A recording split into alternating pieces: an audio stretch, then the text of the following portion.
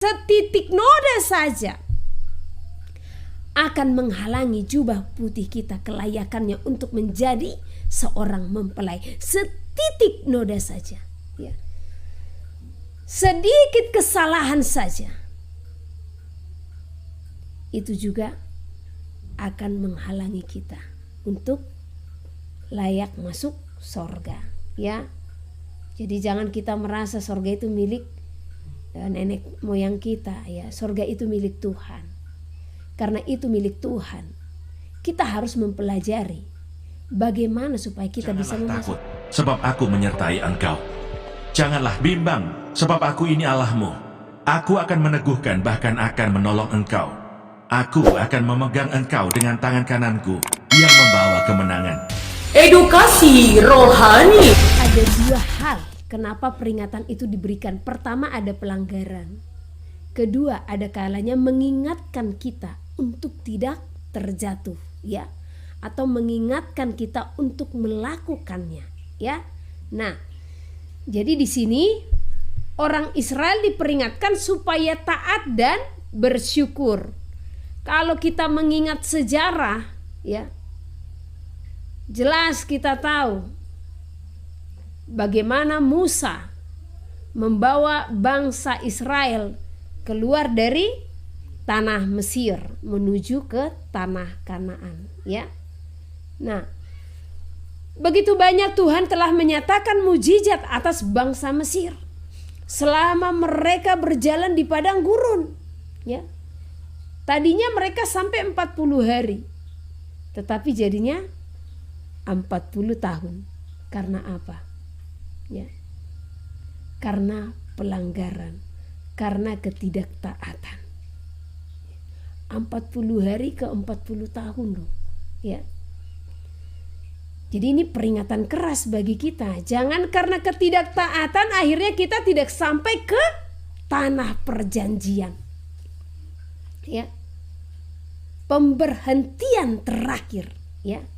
Nah, kemana kita kelak? Jangan sampai kita tidak sampai ke sana hanya karena kekerasan hati, mengulur-ulur waktu, ya. Tidak setia dan tidak taat. Bangsa Israel, banyak mayat mereka yang mati di padang gurun hanya karena ketidaktaatan dan kurang bersyukur. 40 hari saja ditinggalkan Musa dan pergi ke Gunung Sinai. Apa yang terjadi, ya? Kekhawatiran. Sementara selama perjalanan Tuhan telah menyatakan mujizat-mujizatnya untuk menuntun bangsa Israel keluar dari tanah Mesir. Begitu banyak mujizat-mujizat yang Tuhan nyatakan dan Tuhan tidak pernah membiarkan mereka. Bahkan selama 40 tahun di padang gurun, yang sangat menarik yang saya rasa, ya, secara jasmani lah dulu, secara kelihatan pakaian mereka tidak rusak. 40 tahun, ya. Dan mereka diberikan mana. Di saat terik matahari mereka diberikan tiang awan untuk berjalan. Di saat malam hari mereka diberikan tiang api. Apalagi sebenarnya yang membuat mereka tidak ada alasan sebenarnya bagi mereka untuk tidak percaya lagi kepada Tuhan. Tetapi walaupun begitu besar mujizat yang telah ada di hadapan mereka, masih saja mereka kurang bersyukur. Sampai akhirnya mereka melakukan apa yang jahat, kekejian yang sangat besar di hadapan Tuhan. Dengan membuat patung, ya. Patung emas, lembu emas, ya. Ini adalah dosa yang sangat melukai hati Tuhan. Ini adalah dosa perzinahan besar di hadapan Tuhan. Hanya karena kekhawatiran, hanya karena penantian mereka. Jadi jangan sampai hal ini terjadi kepada saudara. Saudara merasa, masih lama lagi Tuhan datang. Dan melihat segala keadaan, ya. Saudara pun semakin cinta akan dunia. dan semakin terikat di dalamnya, yang akhirnya apa? Semua itu akan menjadi berhala dalam hidup saudara yang akan sulit saudara lepas. Jadi mari untuk tetap berhikmat. Mari untuk tetap bersekutu di dalam Tuhan. Mengucap syukur. Jangan pernah mengejar dunia ini lebih daripada engkau mengejar Tuhan. Ya. Kenapa saya katakan mengejar Tuhan? Ya. Sebenarnya Tuhan tidak perlu dikejar karena Dia selalu ada. Tetapi kejarlah perkenanan itu. Dengan apa? Milikilah rasa takut akan Tuhan. Kalau rasa takut akan Tuhan sudah diam dalam kita, maka kita akan mengenal pribadi Tuhan. Dia adalah pribadi yang penuh kasih dan keadilan. Ya, orang banyak hanya mengingat kasihnya saja, sampai berkata sekali selamat tetap selamat. Keselamatan itu Tuhan berikan dengan cuma-cuma. Ya. Itu adalah anugerah yang Tuhan telah sediakan bagi kita.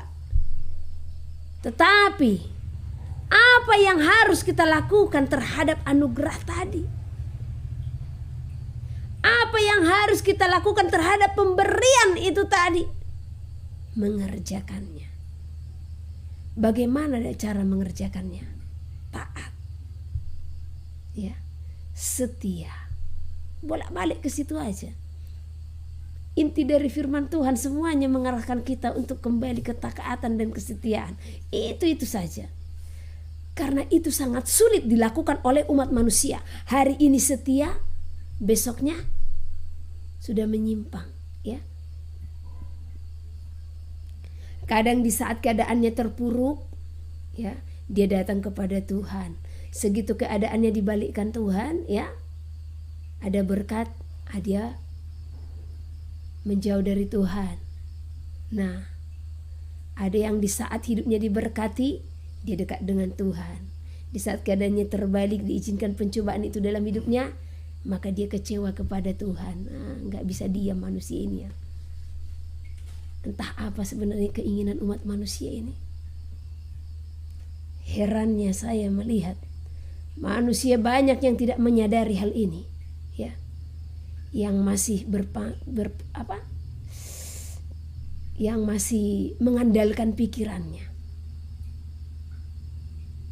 yang masih mengandalkan kekuatannya. Masih banyak manusia yang tidak mengejar kekudusan. Sudah Tuhan berikan, masih kurang lagi, ya, kurang mengucap syukur. Apa bedanya kita dengan nenek moyang kita, ya? Jadi jangan saudara merasa iman saudara lebih besar daripada iman mereka, orang-orang di zaman dahulu yang mati bergelimpangan di padang gurun. Kalau saudara belum bisa melepaskan segala kedagingan, keirian, kedengkian, ya, segala keinginan-keinginan dunia, kemarahan. Jadi jangan saudara merasa iman saudara lebih besar daripada mereka. Kalau kita pikir-pikir lebih besar iman mereka sebenarnya, ya. Tetapi itu pun tetap tidak berkenan. Karena apa? Setitik noda saja akan menghalangi jubah putih kita kelayakannya untuk menjadi seorang mempelai. Setitik noda saja, ya. Sedikit kesalahan saja, itu juga akan menghalangi kita untuk layak masuk sorga, ya. Jadi jangan kita merasa sorga itu milik nenek moyang kita, ya. Sorga itu milik Tuhan.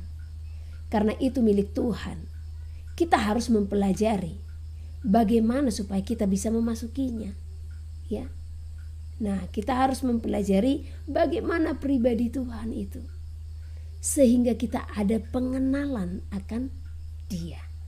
Kalau sudah ada pengenalan akan Tuhan, maka kita tidak akan pernah lagi untuk melakukan apa yang jahat di mata Tuhan. Kita baca, ya. Ulangan pasal ke-10 ayat 12. Maka sekarang hai orang Israel, apakah yang dimintakan daripadamu oleh Tuhan Elohimmu selain dari takut akan Tuhan? Ini saja yang Tuhan minta.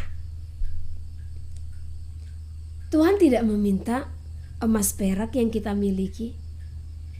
Tuhan tidak meminta suami, istri kita, anak-anak kita, ya, ayah ibu kita. Tuhan tidak meminta. Yang Tuhan pinta dari kita hanyalah takut akan Tuhan. Kalau kita telah memiliki rasa takut akan Tuhan, maka kesetiaan dan ketaatan itu sudah melekat di dalam diri kita. No kompromi. Tidak akan ada kompromi, ya. Jangan pernah mendua hati. Sekarang di bumi ditemukan apa? Semakin syarat penyembah-penyembah berhala. Jangan saudara memikirkan penyembah berhala itu seperti mereka yang membuat patung pahatan dan mereka sembah. Bukan hanya seperti itu saja. Penyembah berhala yang paling menyakiti hati Tuhan adalah mereka yang menyatakan diri datang bersekutu kepada Tuhan, tetapi masih melekat kedagingan dalam diri mereka. Sebab keserakahan, keirian, kedengkian, kemarahan, ya, kegeraman, hawa nafsu, ya, semua itu sama dengan penyembah berhala. Jadi dunia ini sudah dipenuhi oleh penyembah-penyembah berhala. Jadi jangan biarkan dirimu sebagai salah satu dari penyembah berhala tersebut. Ya. Karena dengan kita lebih mencintai dunia ini daripada mencintai Tuhan, itu sama saja dengan penyembah berhala, ya. Jadi ingat saudara, apa yang Tuhan minta dari kita hanyalah takut akan Tuhan Elohimmu, hidup menurut segala jalan yang ditunjukkannya. Jadi yang Tuhan mau dari kita adalah takut akan Dia dan hidup menurut segala jalan yang ditunjukkannya. Jalan apa?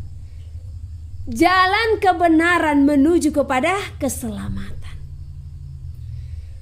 Husana waril hasgaya radihin hala hasadahu ya namasika radihin hala hasadahu ya hasan hala hasan. Haleluya, haleluya. Hidup menurut segala jalan yang ditunjukkannya. Mengasihi Dia. Waktu membaca ini tadi, ya, ini rema tadi diberikan sekitar jam-jam 4 kali jam 4. Ya. Awalnya saya menyembah. Di saat menyembah saya tanya Tuhan. Dan ini selalu setiap hari Sabat selalu. Apa yang mau saya berikan kepada saudara selalu saya tanya Tuhan. Saya dituntut untuk mengambil ballpoint. Ya, saya ambil buku. Tangan ini menulis. Takut akan Tuhan akan menyelamatkan jiwamu. Nah, saya menyembah, saya berdoa lagi. Ayat pendukungnya dari mana Tuhan? Seperti biasa akan dikasih. Ya, Ulangan 10. Waktu saya baca Ulangan 10, saya dapat remanya langsung mata saya dituju ke ayat 12. Nah, waktu mau membaca, tadi di sini penuh kesedihan dulu. Ya. Sampai saya penasaran, hendak membaca. Apa sih isinya? Kenapa hati Tuhan begitu berduka menyampaikan ini? Kenapa hatinya begitu bersedih? Jadi waktu saya baca sampai ayat ke-22, air mata ini pun mengalir. Saya tahu Dia berduka. Saya tahu Tuhan bersedih. Kenapa? Karena Dia sulit menemukan umatnya yang sudah mengenal hukum-hukumnya takut akan Dia. Sulit ditemukan. Yang ada mereka berontak di hadapan Tuhan. Jadi jangan pernah berontak di hadapan Tuhan dengan apa? Melakukan apa yang jahat di mata Tuhan, ya. Jadi saya ulang lagi ya. Maka sekarang hai orang Israel. Israel itu ingat ya, bukan hanya Israel di timur sana saja. Kita semua adalah Israel di hadapan Tuhan. Siapa Israel di hadapan Tuhan? Israel di hadapan Tuhan adalah umat yang dia tebus dari masa perbudakan akan dosa, ya. Israel adalah bangsa yang dikeluarkan dari masa perbudakan. Israel yang nyata adalah umat manusia yang Tuhan telah tebus dari perbudakan akan segala dosa. Jadi kitalah Israel itu. Karena kalau kita katakan ini hanya perintah kepada bangsa Israel sana, ya. Jadi kenapa kita melakukan perintah-perintah yang lain? Ya. Jadi seluruh hukum perintah Tuhan ini dan ketetapannya itu diberikan kepada semua umat manusia bagi siapa yang mau menerima Dia sebagai Tuhan dan Juru Selamat, ya. Jadi kepada merekalah firman Tuhan dinyatakan, ya. Sekali lagi. Maka sekarang hai orang Israel, apakah yang dimintakan daripadamu oleh Tuhan Elohimu selain dari takut akan Tuhan Elohimu, hidup menurut segala jalan yang ditunjukkannya, mengasihi Dia, beribadah kepada Tuhan Elohimu dengan segenap hatimu dan dengan segenap jiwamu, berpegang pada perintah dan ketetapan Tuhan yang kusampaikan kepadamu pada hari ini, supaya baik keadaanmu. Melalui musalah perintah itu dan ketetapan itu Tuhan berikan. Jadi yang Tuhan inginkan adalah kita takut akan Dia, hidup menurut segala jalan yang ditunjukkannya, mengasihi Dia, beribadah kepada Dia dengan segenap hati, dengan segenap jiwa, dan berpegang pada perintah dan ketetapan Tuhan yang telah disampaikan Tuhan melalui hambanya Musa. Jadi apa-apa saja perintah itu saudara pelajari, ya. Semua hukum, ketetapan, perintah yang diberikan Tuhan kepada Musa itu sampai detik ini tidak ada pembatalan. Jadi lakukanlah itu, ya, supaya hati Tuhan tidak bersedih melihat saudara, ya. Sesungguhnya Tuhan Elohimulah yang empunya langit, bahkan langit yang mengatasi segala langit, dan bumi dengan segala isinya. Dia yang berkuasa, ya. Tetapi hanya oleh nenek moyangmu lah hati Tuhan terpikat, sehingga Ia mengasihi mereka. Tuhan terpikat dengan nenek moyang kita. Siapa-siapa saja, Abraham, Ishak, Yakub, ya, semua itu adalah nenek moyang kita, ya. Jadi hati Tuhan terpikat kepada mereka, ya. Nah, sehingga Ia mengasihi mereka dan keturunan mereka, yakni kamu, yaitu kita, ya, seperti sekarang ini. Sebab itu sunatlah hatimu dan janganlah lagi kamu tegar tengkuk. Sekali lagi, sebab itu sunatlah hatimu dan janganlah lagi janganlah lagi kamu tegar tengkuk, ya. Sunat hatilah yang penting di dalam hidup kita, ya. Sunat itu artinya pemutusan kutuk dosa. Jadi sunat ini digenapi melalui tubuh yang Tuhan telah korbankan bagi kita semua. Jadi kalau saudara satu contoh bertanya kepada saya, ya, kalau memang masih melakukan hukum-hukum Tuhan, ya berarti kita masih memberikan korban bakaran, kita masih disunat, ya. Nah, korban bakaran itu belum hilang dan tidak pernah hilang. Korban bakaran itu masih ada sampai detik ini, ya. korban bakaran itu masih ada sampai detik ini, itu tidak dihapuskan. Karena dia datang bukan untuk menggenapi, bukan untuk meniadakan, tetapi untuk menggenapi. Dia datang bukan untuk membatalkan, ya. Jadi korban bakaran sunat tidak dibatalkannya, tetapi digenapinya. Nah, jadi semua itu digenapi dengan apa? Ya. Berbicara korban bakaran dan sunat, itu telah Tuhan nyatakan di dalam tubuhnya. Ya. Jadi korban sembelihan yang diberikan untuk membayar segala dosa, ya, itu telah Tuhan nyatakan di dalam tubuhnya. Jadi dia sendiri ganti daripada korban sembelihan itu. Dia yang menyatakan dirinya atau menjadikan dirinya menjadi korban sembelihan darah anak domba sorga satu kali untuk selamanya. Jadi bukan ditiadakan, ya, supaya kita berpengertian. Jadi itu digenapi di dalam tubuhnya sendiri. Jadi dia yang menjadi ganti dari korban tersebut. Dia yang menjadikan dirinya sebagai korban. Ya. Nah, dan di kayu salib dia pun melepas segala kutuk. Itulah sunat itu tadi. Jadi yang terpenting bagi kita adalah sunat hati. Ya. Sunat hati. Sunat hati itu apa? Kalau ada di dalam hati kita yang tidak beres, itu harus disunat, dibuang. Dibuang kulit katannya, ya. Nah, itu berbicara sesuatu yang kotor, yang membungkus dan menyelubungi. Jadi segala apa yang tidak berkenan yang ada di dalam hati saudara, yang menjadi selubung, itu harus disunat.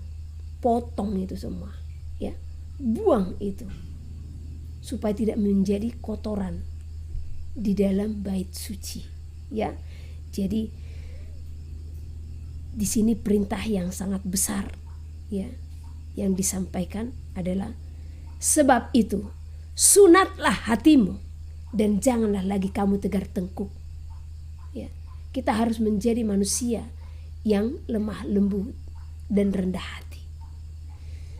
Sebab Tuhan Elohimmu, sebab Tuhan Elohimmu lah Elohim segala Allah. Allah di sini berbicara apa? Huruf kecil, ya. Nah, Allah huruf kecil di sini berbicara yang disembah, ya. Karena banyak Allah-Allah lainnya, banyak yang disembah oleh bangsa-bangsa lain. Tetapi Tuhanlah di atas segalanya. Elohimlah di atas segalanya. Dan Tuhan segala Tuhan. Elohim yang besar, kuat dan dahsyat, yang tidak memandang bulu ataupun menerima suap, ya. Jadi nggak ada Tuhan menerima suap. Jangan saudara berpikir dengan saudara memberikan persembahan persepuluhan atau persembahan uang yang begitu besar, jadi saudara hidup saudara berkenan di hadapan Tuhan, ya. Jangan jadikan korbanmu itu menjadi suap. Persembahan yang berkenan di hadapan Tuhan itu bukan berbicara uang. Seberapa besar pun uang yang kau berikan kepada gereja atau hamba Tuhan atau persembahan persepuluhanmu, kalau hatimu tidak berkenan, jangan saudara pikir persembahan itu pun berkenan, ya. Itu tidak akan menjadi korban yang hangus. Bahkan yang ada apa? Itu akan menjadi korban yang sia-sia. Kenapa saya katakan demikian? Kalau di dalam hatimu memberikan persembahan itu supaya hidupmu diberkati, atau memberikan persembahan itu supaya semakin nyata berkat-berkat Tuhan dicurahkan untuk dirimu, itu adalah motivasi yang salah, ya. Atau supaya kamu kelihatan hebat, ya. Itu adalah motivasi yang salah, ya. Bukan uang yang Tuhan mau sebagai persembahan dari setiap anak-anaknya, tetapi persembahan yang nyata itu adalah apa? Tubuh, roh, jiwa saudara sepenuhnya itu kita berikan kepada Tuhan. Sepenuhnya itu kita nyatakan kemuliaan Tuhan dari ujung rambut sampai ujung kaki kita. Hanya kemuliaan Tuhan yang dinyatakan dalamnya, ya. Nah, jadi jangan pernah saudara berpikir dengan saudara datang ke gereja ya, isi amplop dengan uang banyak-banyak, oh nanti Tuhan akan memberkati aku. Tuhan melihat itu semua. Tuhan bukanlah Tuhan yang bisa disuap, ya.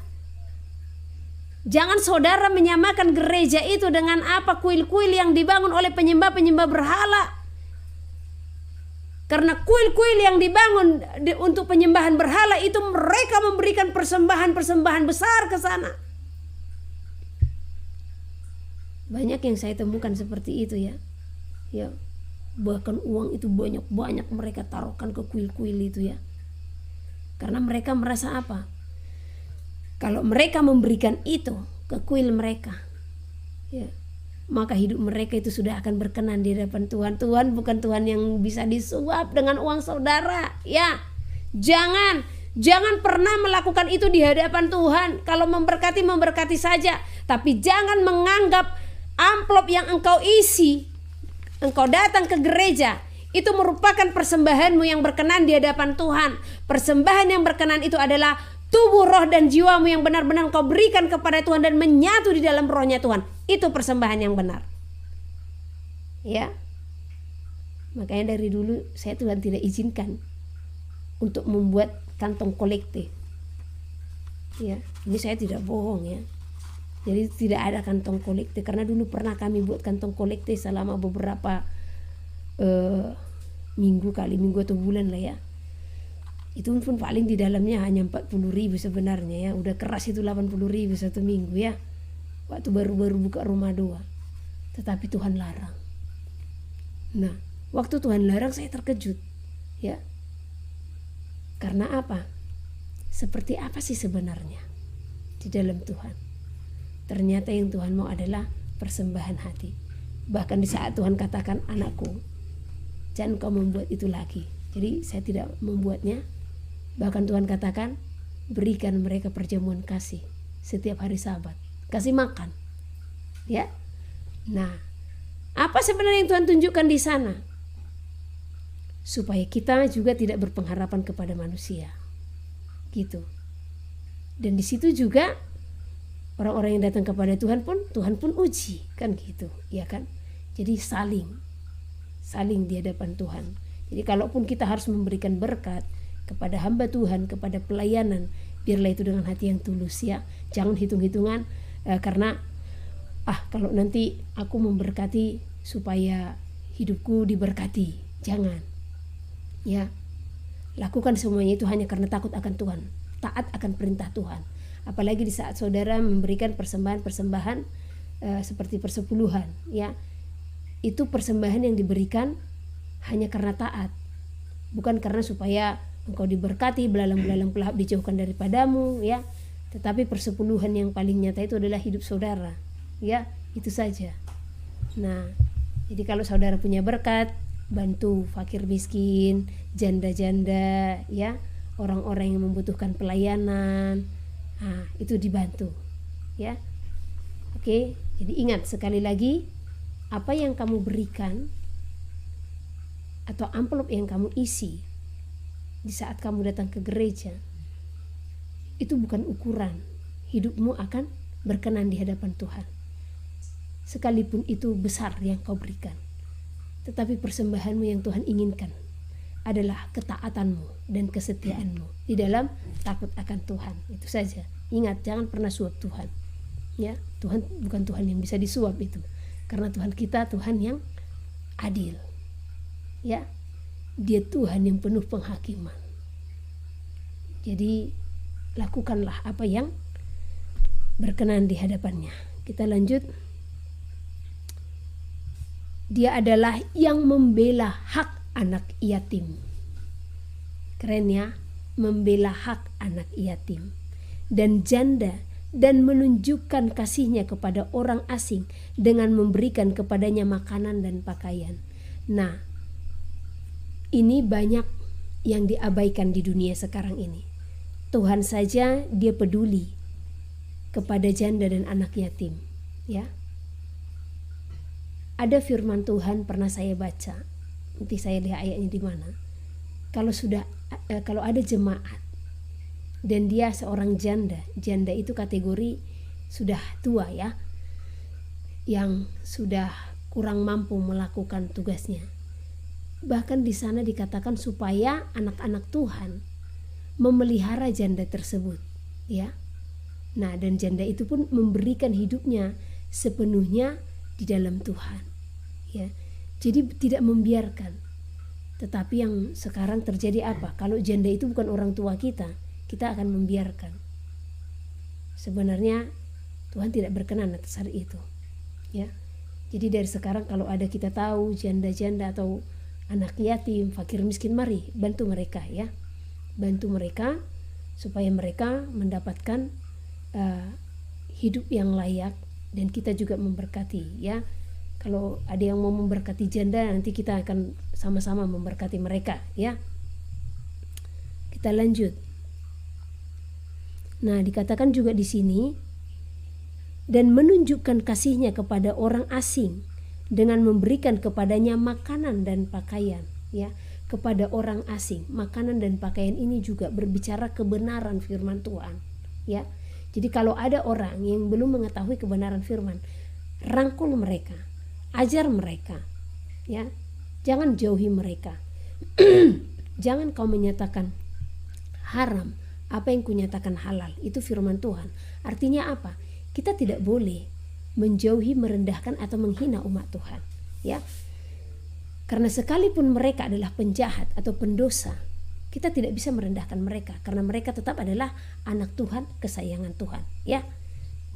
Sebab itu haruslah kamu menunjukkan kasihmu kepada orang asing, sebab kamu pun dahulu adalah orang asing di tanah Mesir.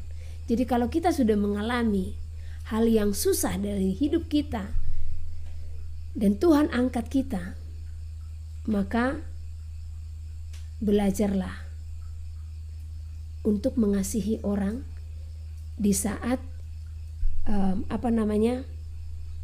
mereka pun berkekurangan, ya. Jadi tetap saling menopang, tetap saling membantu, ya. Engkau harus takut akan Tuhan Elohimmu, kepadanya haruslah engkau beribadah dan berpaut. Engkau haruslah takut akan Tuhan dan Elohimmu, kepadanya haruslah engkau beribadah dan berpaut, dan demi namanya haruslah engkau bersumpah. Bersumpah artinya benar-benar kita mengambil komitmen dan hidup di dalam Tuhan, ya. Kita harus benar-benar nyatakan dalam diri kita, ya. Nah, kalau kita sepenuhnya hidup di dalam Tuhan. Dialah pokok puji-pujianmu dan dialah Elohimmu yang telah melakukan di antaramu perbuatan-perbuatan yang besar dan dahsyat yang telah kau lihat dengan matamu sendiri, ya. Dengan 70 orang nenek moyangmu pergi ke Mesir, tetapi sekarang ini Tuhan Elohimmu telah membuat engkau banyak seperti bintang-bintang di langit. Jadi dialah pokok puji-pujian kita dan dialah Elohim kita, ya. Jadi kita harus mengangkat puji-pujian hanyalah kepada Tuhan. Kita haruslah mengangkat puji-pujian dan memberikan persembahan kita hanyalah kepada Tuhan, sebab dialah pokok puji-pujian kita, ya. Dan dialah Elohim kita, ya. Nah, jadi belajar tentang takut akan Tuhan ini, ya. Apa pentingnya memiliki rasa takut akan Tuhan, ya. Ini adalah poin yang sangat besar di dalam kita melakukan firman Tuhan. Karena kalau tidak ada rasa takut itu, maka perintah-perintah ini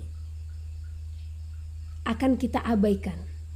Bahkan sering kita merasa sepele dengan perintah-perintah Tuhan.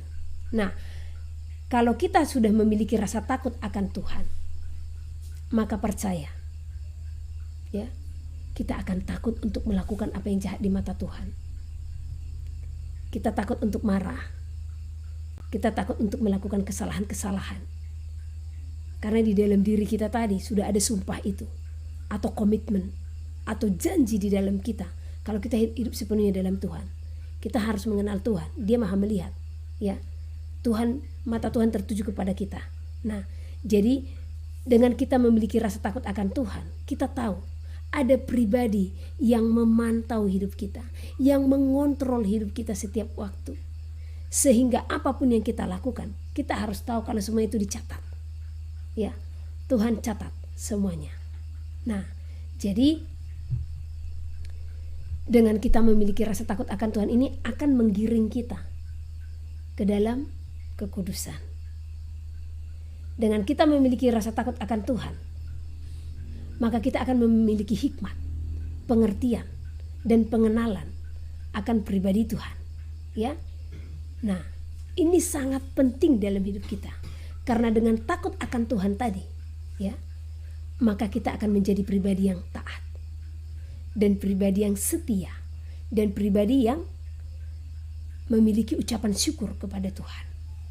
Bagaimanapun keadaan kita, bagaimanapun kondisi kita, maka kita tetap memiliki rasa takut untuk tetap bersyukur kepada Tuhan.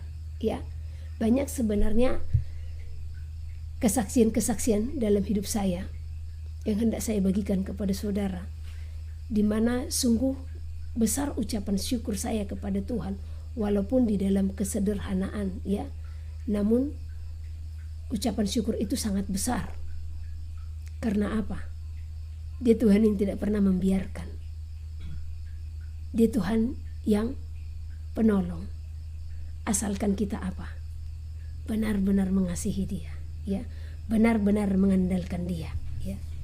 Takut akan Tuhan, didikan yang mendatangkan hikmat, ya. Takut akan Tuhan, didikan yang mendatangkan hikmat. Kalau kita telah memperoleh hikmat, maka siapapun, apapun yang ada di hadapan kita, maka kita akan sanggup untuk melewatinya, ya. Kita buka dulu dari Amsal pasal 15. Amsal pasal 15 ayat 33. Oke. Takut akan Tuhan adalah didikan yang mendatangkan hikmat, dan kerendahan hati mendahului kehormatan. Ya. Kerendahan hati mendahului kehormatan. Dengan kita memiliki pribadi yang takut akan Tuhan, ya, pribadi yang rendah hati itu pun akan diam dalam kita. Orang yang rendah hati adalah orang yang selalu datang bertekuk lutut di hadapan Tuhan. Jadi jangan pernah salah mendefinisikan tentang arti rendah hati. Karena ada orang seperti ini, kalau dia benar-benar rendah hati, dia akan datang minta maaf kepada saya. Nah, jangan, bukan seperti itu rendah hati. Orang yang rendah hati adalah orang yang selalu datang dan duduk diam di kaki Tuhan, meminta petunjuk daripada Tuhan, meminta tuntunan daripada Tuhan. Itulah orang yang rendah hati, ya. Jadi takut akan Tuhan adalah didikan yang mendatangkan hikmat. Karena hikmat ini penting dalam kehidupan kita. Karena tanpa hikmat kita tidak akan mengetahui apa yang ada di hadapan kita. Tanpa hikmat kita tidak akan mengenali situasi yang ada di hadapan kita.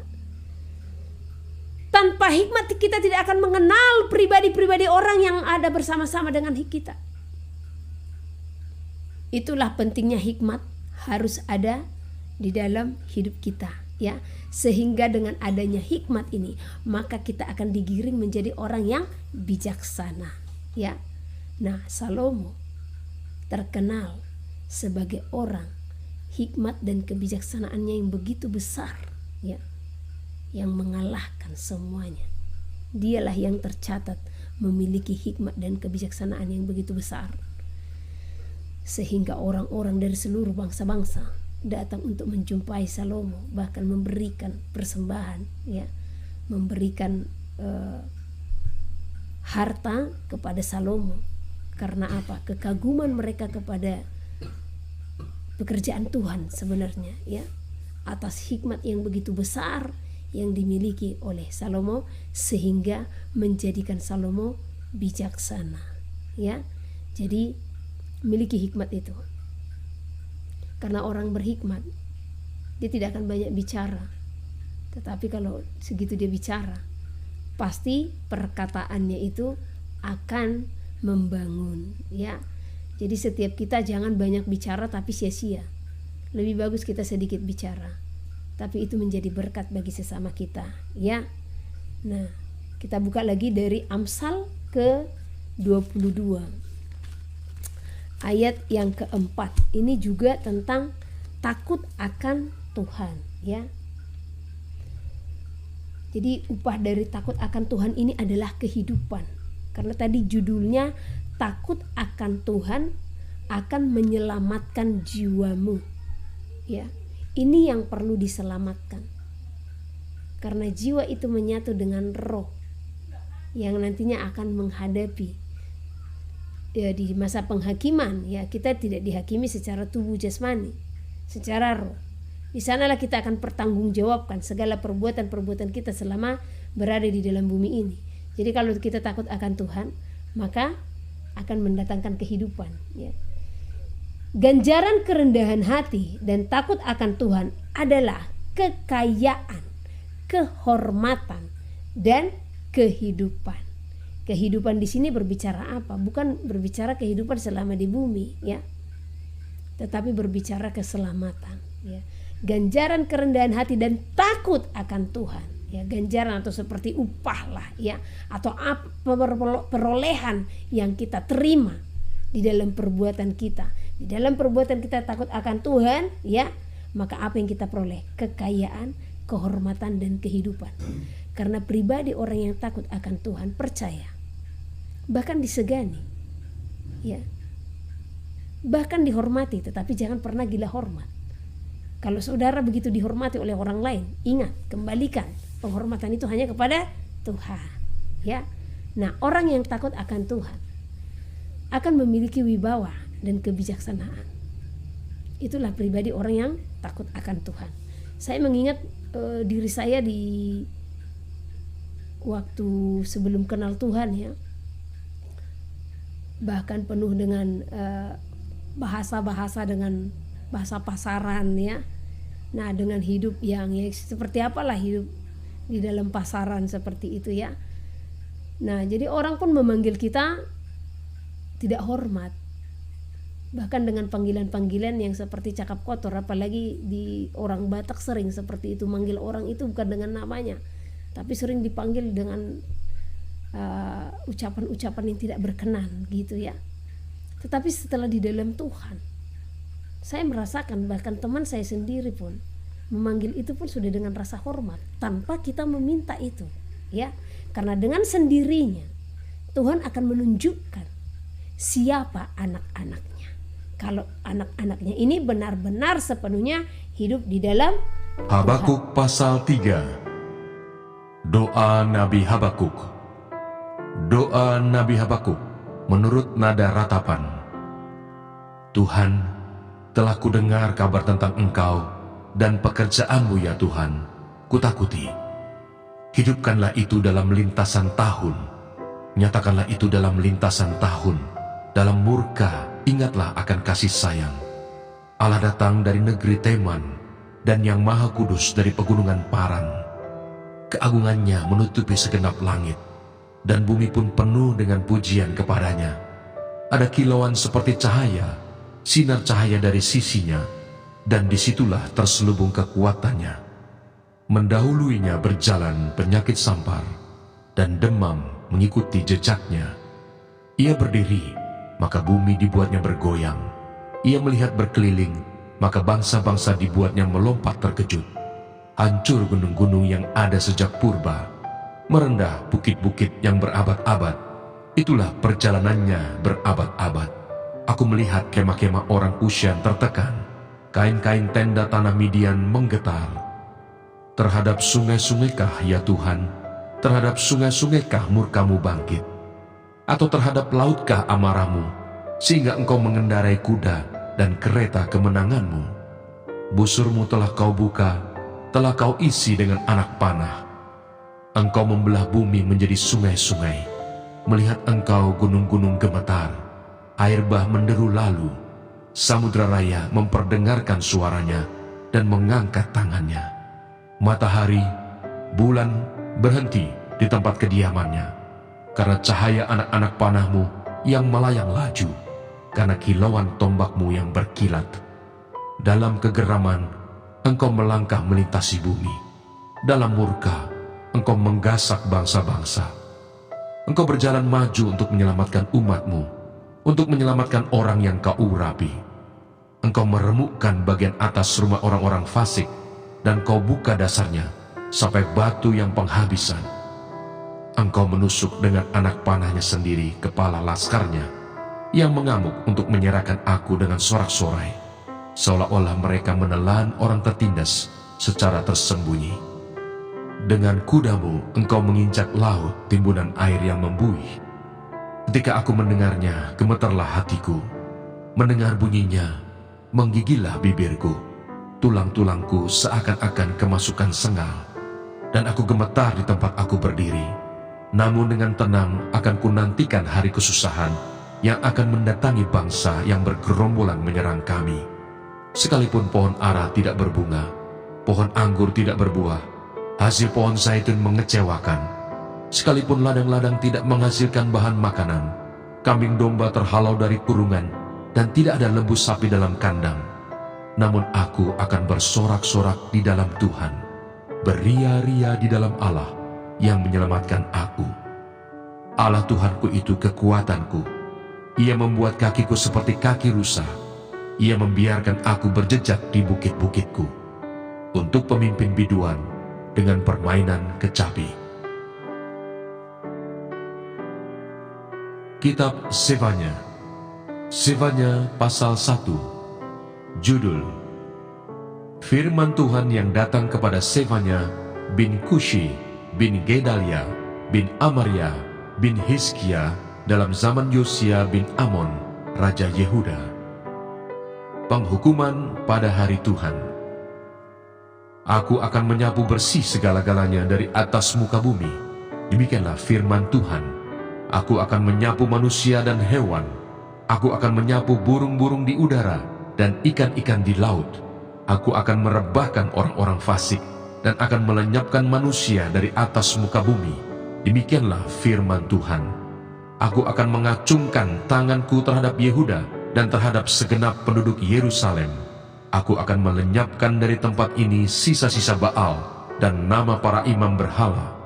Juga mereka yang sujud menyembah di atas sotoh kepada tentara langit, dan mereka yang menyembah dengan bersumpah setia kepada Tuhan, namun di samping itu bersumpah demi dewa Milkom, serta mereka yang berbalik daripada Tuhan, yang tidak mencari Tuhan dan tidak menanyakan petunjuknya.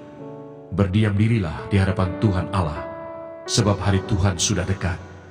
Sungguh Tuhan telah menyediakan perjamuan korban dan telah menguduskan para undangannya. Pada hari perjamuan korban Tuhan itu, aku akan menghukum para pemuka, para anak-anak raja, dan semua orang yang memakai pakaian asing. Aku akan menghukum pada hari itu semua orang yang melompati ambang pintu dan memenuhi istana tuan mereka dengan kekerasan dan penipuan. Maka pada hari itu, demikianlah firman Tuhan, akan terdengar teriakan dari pintu gerbang ikan, dan ratapan dari perkampungan baru, dan bunyi keruntuhan hebat dari bukit-bukit. Merataplah, hai penduduk perkampungan lumpang, sebab telah habis segenap kaum pedagang, telah lenyap segenap penimbang perak. Pada waktu itu, aku akan menggeledah Yerusalem dengan memakai obor, dan akan menghukum orang-orang yang telah mengental seperti anggur di atas endapannya, dan yang berkata dalam hatinya, Tuhan tidak berbuat baik dan tidak berbuat jahat. Maka harta kekayaannya akan dirampas, dan rumah-rumahnya akan menjadi sunyi sepi. Apabila mereka mendirikan rumah, mereka tidak akan mendiaminya. Apabila mereka membuat kebun anggur, mereka tidak akan minum anggurnya. Sudah dekat hari Tuhan yang hebat itu. Sudah dekat dan datang dengan cepat sekali. Dengar, hari Tuhan pahit, pahlawan pun akan menangis. Hari kegemasan, hari itu, hari kesusahan dan kesulitan, hari kemusnahan dan pemusnahan, hari kegelapan dan kesuraman, hari berawan dan kelam, hari peniupan sangkakala dan pekik tempur terhadap kota-kota yang berkubu dan terhadap menara penjuru yang tinggi. Aku akan menyusahkan manusia sehingga mereka berjalan seperti orang buta, sebab mereka telah berdosa kepada Tuhan. Darah mereka akan tercurah seperti debu dan usus mereka seperti tai. Mereka tidak dapat diselamatkan oleh perak atau emas mereka pada hari kegemasan Tuhan, dan seluruh bumi akan dimakan habis oleh api cemburunya. Sebab kebinasaan, malah kebinasaan dahsyat diadakannya terhadap segenap penduduk bumi. Zefanya pasal 2. Seruan untuk bertobat. Bersemangatlah dan berkumpullah, hai bangsa yang acuh tak acuh, sebelum kamu dihalau seperti sekam yang tertiup, sebelum datang ke atasmu murka Tuhan yang bernyala-nyala itu, sebelum datang ke atasmu hari kemurkaan Tuhan. Carilah Tuhan, hai semua orang yang rendah hati di negeri, yang melakukan hukumnya. Carilah keadilan, carilah kerendahan hati, mungkin kamu akan terlindung pada hari kemurkaan Tuhan. Hukuman atas bangsa-bangsa. Sebab Gaza akan ditinggalkan orang, dan Askelon akan menjadi sunyi. Asdod akan dihalau penduduknya pada rembang tengah hari, dan Ekron akan dibongkar bangkirkan. Celakalah kamu penduduk daerah tepi laut, kamu bangsa Kreti, terhadap kamulah firman Tuhan ini, hai Kanaan, tanah orang Filistin, aku akan membinasakan engkau, sehingga tidak ada lagi pendudukmu. Daerah tepi laut akan menjadi tempat kediaman bagi gembala-gembala dan kandang berpagar bagi kambing domba. Daerah pinggir laut akan menjadi kepunyaan sisa-sisa kaum Yehuda. Mereka akan merumput di sana dan berbaring di rumah-rumah Askelon pada malam hari, sebab Tuhan Allah mereka akan memperhatikan mereka dan akan memulihkan keadaan mereka. Aku telah mendengar pencelaan dari pihak Moab dan kata-kata nista dari pihak Bani Amon, bagaimana mereka mencela umatku dan membesarkan dirinya terhadap daerah umatku itu. Sebab itu, demi aku yang hidup, demikianlah firman Tuhan semesta alam, Allah Israel, maka Moab akan menjadi seperti Sodom, dan Bani Amon seperti Gomora, yakni menjadi padang jeruju dan tempat penggalian garam, dan tempat sunyi sepi sampai selama-lamanya. Sisa-sisa umatku akan menjarah mereka, dan yang masih tinggal dari bangsaku itu akan memiliki mereka sebagai warisan. Inilah yang menjadi bagian mereka sebagai ganti kecongkakan mereka, sebab mereka telah mencela dan membesarkan diri terhadap umat Tuhan semesta alam. Tuhan akan mendahsyatkan mereka, sebab Ia akan melenyapkan para allah di bumi, dan kepadanya akan sujud menyembah setiap bangsa daerah pesisir, masing-masing dari tempatnya.